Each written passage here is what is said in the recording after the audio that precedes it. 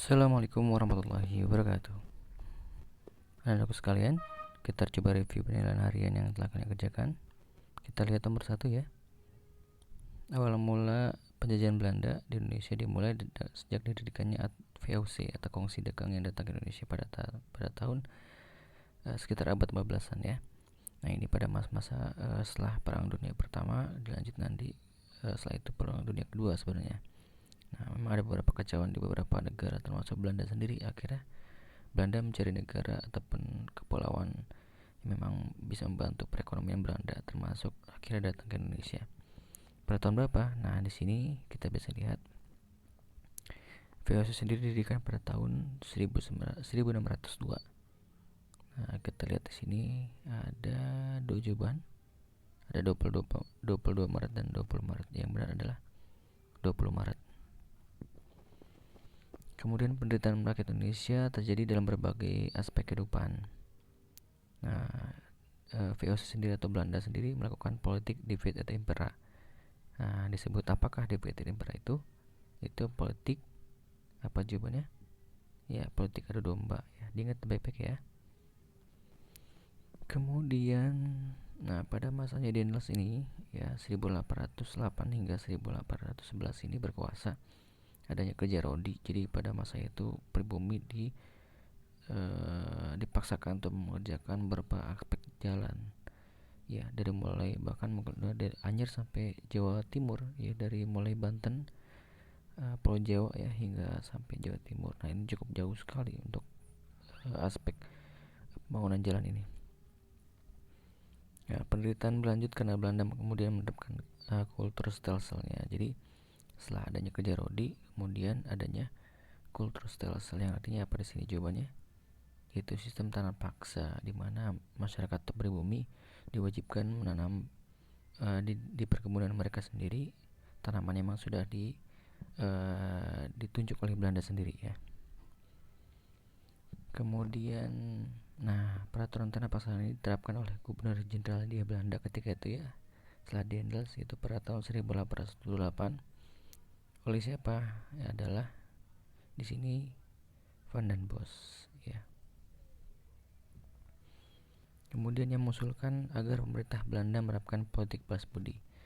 Jadi di sini ada beberapa tokoh Belanda yang berinisiatif untuk melakukan adanya politik ya antara kedua belah pihak Belanda dan Indonesia atau pribumi, itu dengan diterapkannya politik balas budi atau etis politik atau politik etis, yaitu dicanangkan oleh siapa ketika itu, yaitu Van Deventer ya. Ingat nama-nama yang namanya ini ya. Kemudian daripada itu setelahnya ada program-program yang memang dicanangkan dari politik etis itu ada 3 sebenarnya. Nah, di sini ada 1 2 3 4. Yang bukan adalah nomor berapa? Ya, jawabannya adalah 1, 2, dan 4. Edukasi, transmigrasi, dan irigasi. Bentuk negara Indonesia adalah NKRI. NKRI itu apa? Negara Kesatuan ya. Negara Kesatuan Republik Indonesia berarti negara kesatuan. Nah, di sini ada perhimpunan atau organisasi pertama Indonesia yang terbentuk dari program 3 program yang tadi ya, dari politik atas itu yang satunya adalah edukasi. Nah, terbentuklah setelah itu para pelajar dari Stovia atau kedokteran yang didikan oleh siapa di sini, itu Dokter Sutomo. Nah, Budi Utomo ini awalnya bergerak di bidang apa? Bergerak awalnya adalah perhimpunan atau perkumpulan para pelajar tersendiri, itu merupakan dari bidang aspek sosial ya, kemudian berlanjut setelah itu menjadi aspek politik dan perlawanan terhadap penjajah Belanda. Nah, tahap pembinaan di sini ada yang bukan. Nah, yaitu di mana ini? Yaitu yang ini, perasaan marah terhadap penjajah. Ya, ini bukan. Yang lainnya termasuk tahap-tahap pembinaan atau persatuan, adanya persatuan yang terjadi dari aspek ini.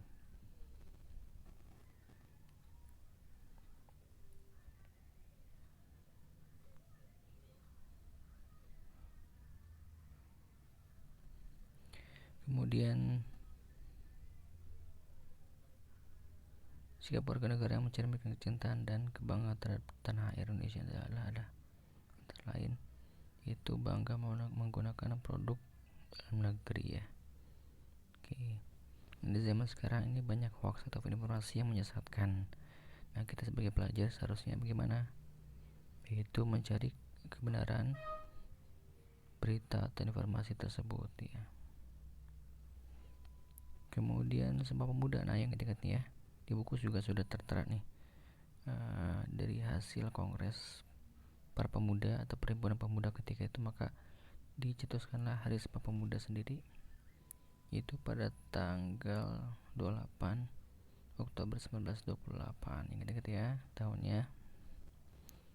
Kemudian ini, pada saat ini upaya memperingati kebangkitan nasional merupakan upaya kita untuk mengingat dan menjadi pendorong agar Indonesia bangkit. Nah, ini ada di buku di halaman 89, kurang lebih ada di situ. Jawabannya adalah agar kita bisa sejajar dengan bangsa lain dari kebangkitan kita itu. Nah, salah satu tantangan atau hambatan generasi muda Indonesia dalam menerapkan nilai-nilai yang terdapat dalam Sumpah Pemuda. Ya, ada 3 isi Sumpah Pemuda. Ya, termasuk bahasa bangsa ya. Di situ ya. Persatuannya. Nah, di sini yang ada jawaban yang cocok adalah hilangnya rasa bangga terhadap daerah. Nah, itu ya. Karena terkadang sekarang kita sudah terimbas adanya aspek asing ya, dari mulai perfilman dan sebagainya.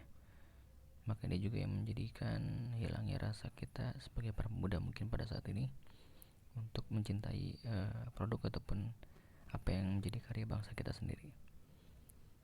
Berpikir cukup ya, sekian, nanti kita bahas lagi di momen selanjutnya. Namun dari hasil yang kemarin kalian sudah kerjakan, jangan lupa apa jawabannya, dan juga kalian bisa cari sendiri penjelasannya lebih lanjut jika kurang dari apa yang Bapak sampaikan. Sekian, wassalamualaikum warahmatullahi wabarakatuh.